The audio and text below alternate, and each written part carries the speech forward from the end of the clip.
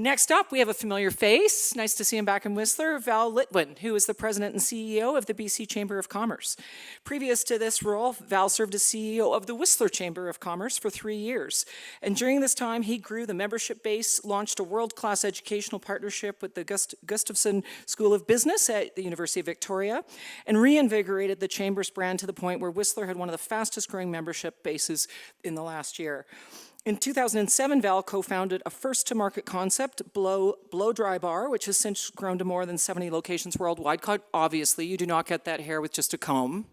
So, and 2011, as Vice President of Franchise Operations at Nurse Next Door, Canada's largest home care company, Val helped drive the franchise system's fast growth into the U.S. market, adding almost 70 locations. And it's a name that so many of us are so familiar with, which is unusual for a home care company. Val's also well-versed in the social enterprise space. In 2002, he co-founded Extreme Kindness and launched volunteer tours and a web series based on committing random acts of kindness across Canada and the U.S. And I think, Val, it's fair to say you're probably going into what could be your toughest social enterprise to date. In about 6 weeks, Val's becoming a dad with his wife, Joy. So congratulations ahead of time, and we look forward to hearing from you, Val. Thanks so much, Mo. Thank you. Thanks for that, Mo. Happy Saturday afternoon. Look at you, so lucky. It's not even 3 o'clock and you've already had 3 PowerPoint presentations. So we'll keep the ball rolling here. It is a real pleasure to be here, and I'm going to watch my clock here. Pat, give me a look if we're getting tight on time, but or I'll look at Mo. Mo will obviously, you won't give me a look, you'll just come and grab me. I know how it works here. Listen, I'm really excited to be up in the land of puffy jackets again. It's good to be here in Whistler. And Helmut, that was a really, I think, beautiful setting of the stage, setting of the table for us for this part of the presentation from the BC business community. Whereas Helmut was bringing the hard data, the economic facts, we're going to talk a little bit about perceptions in the business community and what our members are saying around the province.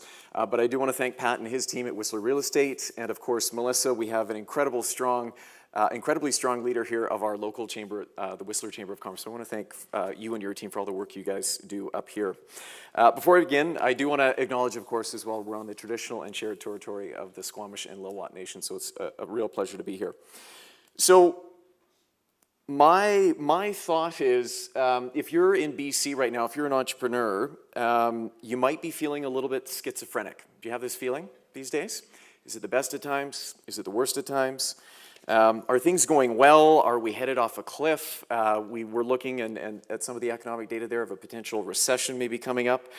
I think if you're an entrepreneur, owner, operator, you're wondering, is my profit margin going to be the same this year as it was last year, the year before? All these new taxes are flying at me. Can we build a single project here in Canada or BC? Let's just strip out the political stuff for a second. It's about investment dollars, confidence in Canada, so that might be weighing on you.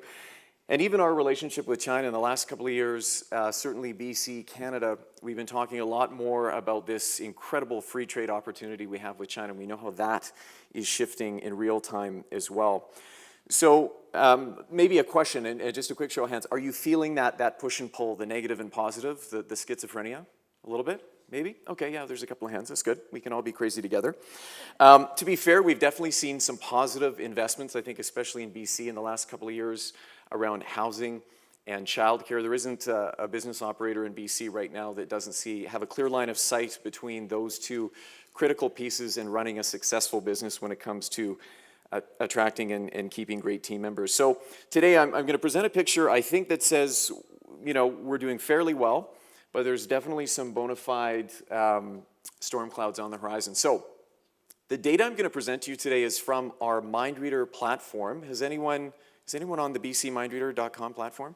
Hey, this is actually a really good audience. Okay, take out your phone, take a shot of this screen, and I'll also make sure Melissa and Pat get all these slides as well so you can get the detail in your own inbox. If you haven't joined MindReader yet, it is a free insight community that the BC Chamber has built. Any business owner, operator in BC can be a part of this community. The reason you'll want to join is, well, if you're not a part of the community, we're not hearing you, we're not hearing what's happening in your business, and then we're not translating that to government. So we go out there periodically into the marketplace. If you're in this little community, we've got about 1,100 businesses in BC right now on this platform, and we're doing real-time pulse checks with the business community. The reason this is so important is our purpose at the BC Chamber is to know what's on BC's mind. And we're still BC's biggest and broadest business network. So this is helping us live our purpose from a technology standpoint in finding out what's keeping you up at night. So I'm going to walk you through some of the results. I'm going to keep it short. I'm not going to go through all sort of 80 data points that we looked at with this report, but our Collective Perspective Survey, this is our third year running. So it's a beautiful, I would say, one of the more definitive economic pulse checks you get now in BC. And we went out into the marketplace. We spoke with about 900 businesses. It is regionally weighted by size and sector as well. So no one region in BC is actually skewing the data. And you'll see that the results this year, I think, were actually quite striking. And we're really just going to look at what's the mood of business in BC right now. And we can hopefully turn some of this insight and, again, perception of the business community into some intelligence as we have our conversation. So right out of the gates, one of the first questions we always want to ask, we want to triangulate, how's your business doing today? How are you actually feeling about things? And the most salient feature with this slide here, so 2016 at the top, 2018 at the bottom, and just to get you oriented to the colors here in case you can't read at the back there, dark green is typically very good, lighter green is good, gray is acceptable, red is poor. So the last 3 years, very stable results in terms of my business is doing pretty good. It's either very good or good. And you can see about 56% of businesses here right now are saying they're very good or good shape. 93% of businesses in BC saying, 93% saying very good, good, or acceptable. I'll do a couple of regional breakouts for you as well. I don't have fantastic Whistler-centric data because we need a few more, I'm going to say maybe 150 businesses in the Sea to Sky corridor up around Whistler, Pemberton, into the MindReader system, the platform. So in theory, if we get about 200 businesses in the corridor here on the platform, I can come back next year and just give you pure Whistler data, and I can compare it against the provincial data set. But just as a brief comparison for the Lower Mainland, because that's where we would put Whistler, the Lower Mainland is lagging behind the Interior and Vancouver Island by a solid 10 points in the good shape category. So sort of in that middle ground area, but you're on benchmark, Whistler and the Lower Mainland, in the very good category. So there's a bit of softening in the middle. Again, this is the provincial data set, but I'm just giving you a little bit of context for Whistler and the Lower Mainland. When it comes to growth, most expect to grow significantly or a bit, with 84% in 2018 falling into those two camps, with only a slight softening over the last 3 years. So again, nothing too alarmist here. Businesses are generally saying, you know what, I feel in control of my destiny and my future. I'm confident in my strategy and business plan. We still expect to grow. Or that the industry, particular businesses maybe hitch their wagon to, you know what, despite some of the global economic shocks, our industry is generally doing quite well. So we think we will do quite well as in that category. Lower Mainland comparison on this particular growth data point, this is now where the Lower Mainland and Whistler are starting to catch up with the rest of the data set, where, and we see a bit of a jump in the grow very significantly column. So Whistler and the Lower Mainland in terms of growth goals are around 40%, so just a little bit above the BC average. In terms of what will happen in the next year, so if we go back one, if this was, hey, this is the dream, this is reality. This is give it to me straight. What do you actually think you will do in the next 5 years? So a little bit of a softening on the grow significantly and the grow a bit category. So 73% they think they're going to grow significantly or a bit, but that's still a pretty big number. All right. In terms of what impacts your business, we wanted to know what was sort of in that blast radius of concern for business operators for the last couple of years. And here you can see in the top left, that light sort of gray area there. The greatest hits for what businesses are saying is what's impacting them. No surprise, cost of labor right at the top, access to labor almost tied for first place, very closely followed there, or again, almost tied, provincial regulations, housing costs, provincial taxes, all in those top 6 factor categories. But when we were looking at then, okay, if this is what is in the sphere of concern for your business, what's helping and what's hurting? So you can see here at the very top, Canada's image of the world is certainly something that's helping. Now I will note, we did, again, I'm not going to bore you with all the slides, but we did industry breakdowns of some of these what's helping, what's hurting components. Canada's image in the world generally, yes, that is helping businesses across BC, in Canada. If you're in tourism, absolutely. if you're in the resource sector, if you're in the resource investment sector, this is actually something that's maybe taking a bit of a hit. Again, a bit of background data, but I think it's important for context. You can see what's helping here. We're a great destination for tourists. Hey, people feel safe coming to Canada and BC. For example, we don't arbitrarily incarcerate people when they come to our country for no apparent reason. So we're still seen as a fair, just, and safe place to come and spend money and visit and spend time.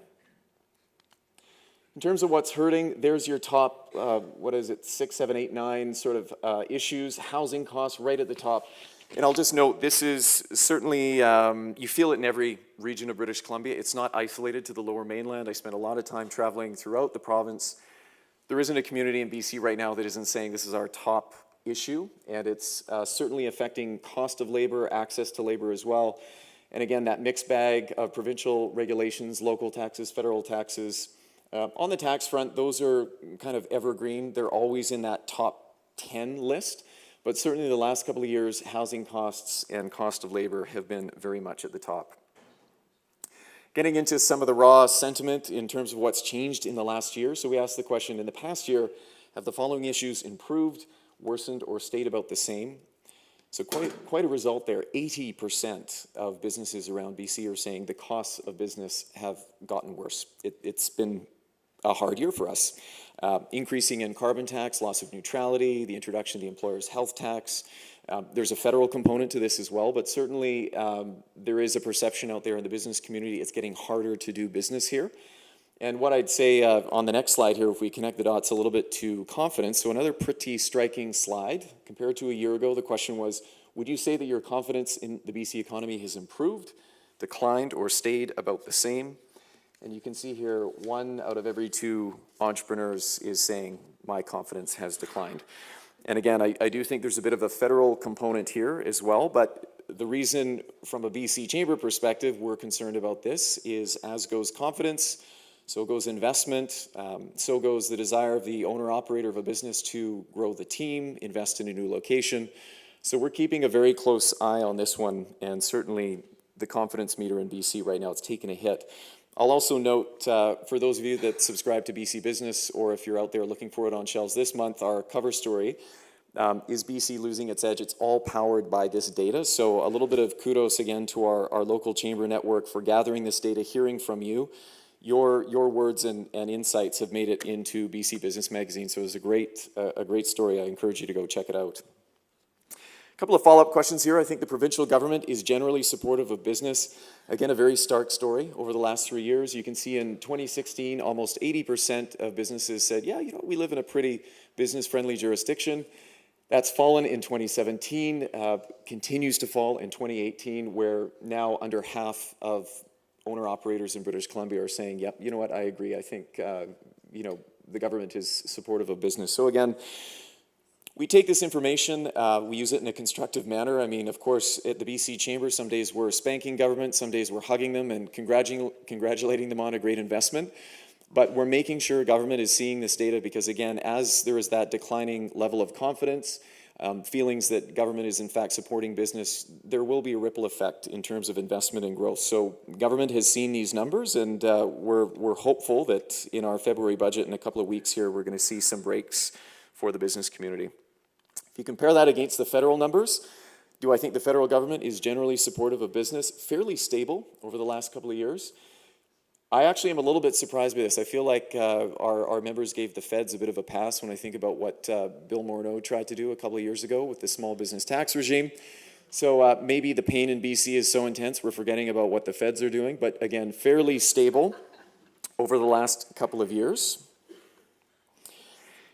And just thinking about as well, foreign direct investment in Canada and BC, does the business community want to see governments out there positioning BC and Canada as an attractive place to invest? Our members are saying absolutely, and not a statistical uptick from 17 to 18, but there is a growing sense that, you know what, foreign direct investment is a great driver of high-paying jobs, which is greater quality of life, what it translates into. So our members are definitely saying this is an area where they want to see focus from governments, I should add, plural, so all levels.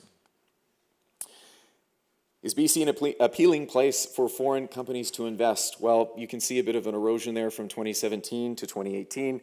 I think even though we've had, you heard the Prime Minister mention it a number of times, Canada's largest private sector investment ever with LNG Canada. I think we're seeing now with some of the hiccups that Coastal GasLink is encountering along the right-of-way that there is still a sense out there that it is a tricky place to park your money. We struggle to get projects across the finish line, and again, stripping the politics out of it, whether you're in favor of big resource development or not, this is sending a troubling signal overseas and into those markets that are looking to invest in Canada and especially British Columbia. So our business community is saying, you know what, we're taking a hit there in terms of perception, and our feeling is we're maybe not the place we used to be to park those investment dollars. Just a couple of points on cost of living here in British Columbia. No surprises here. This number almost unchanged year over year. The question, it's becoming so expensive to live in some parts of BC, it will be hard to attract young people. Bit of a plurality there. You can't go much higher than that. The reason this concerns me, and Helmut touched on this, we've got a smaller and smaller group of young people graduating from our high schools in British Columbia, so we know that young feeder line into the workforce is getting smaller and smaller. And then you add to the sort of mix here in BC that it's becoming so expensive, it's hard to attract and keep them. So we've got a bit of a double whammy here in BC. And part of what we were talking about briefly with Helmut's presentation as well around the focus on immigration is going to be a huge part of how we drive the economy of the future here. Same thing in terms of cost of living and BC being very expensive. Okay, we're talking about young people. Now what about attracting new companies?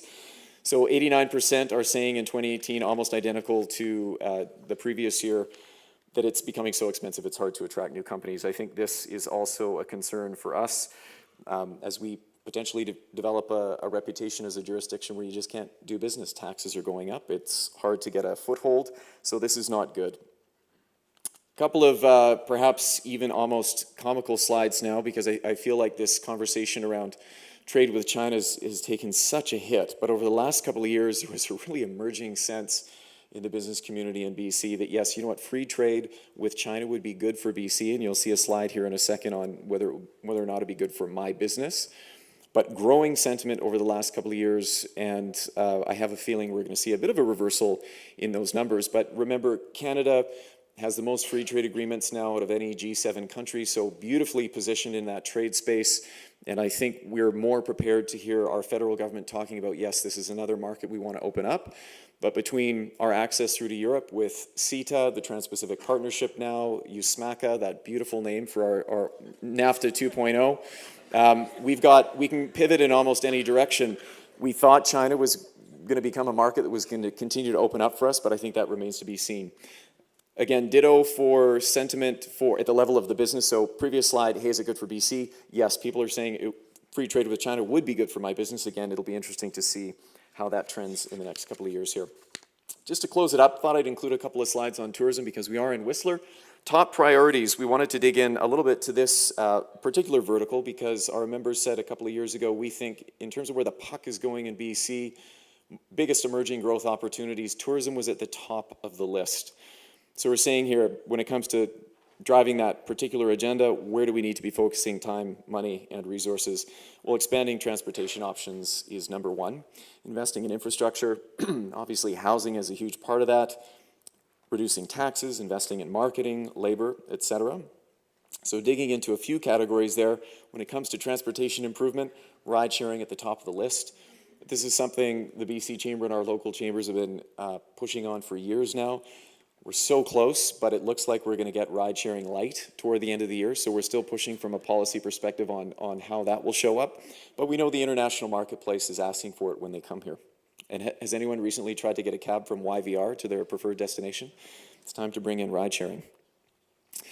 And then when it comes to investing in marketing, just overwhelming plurality of businesses in BC, especially in the tourism sector, saying, hey, we need to put more money into Destination BC to make sure we're putting BC in the position it needs to be to attract tourists and be a #1 destination. So a couple of summary slides here. Generally speaking, positive mood. Like I said, business believes in itself, feeling quite stable over the last couple of years, happy to keep executing on their plan. But there is more stress. They're seeing those clouds on the horizon, and certainly rising taxes is a component of that, increase in cost of living, difficult to get staff and team into affordable, accessible housing. Some concern emerging now about that provincial government relationship, declining confidence, increasing costs are playing into that. A few silver linings. There are growth priorities that business wants government to focus on, and where I think we do still have huge opportunity, and that would be around trade expansion, investment attraction, foreign direct investment, and certainly BC sees itself as a world-class destination, and there's lots of opportunities to realize there. But let's not forget the headwinds, and of course that's where our chamber network, we spend a lot of our time meeting with government, talking about solutions, taxes and regulations. We're hearing a lot about the EHT, the Employer's Health Tax.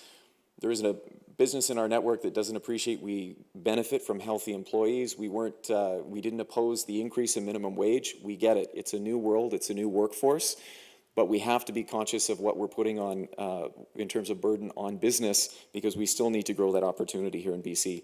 Housing costs is a major headwind, and of course supply of labor as well.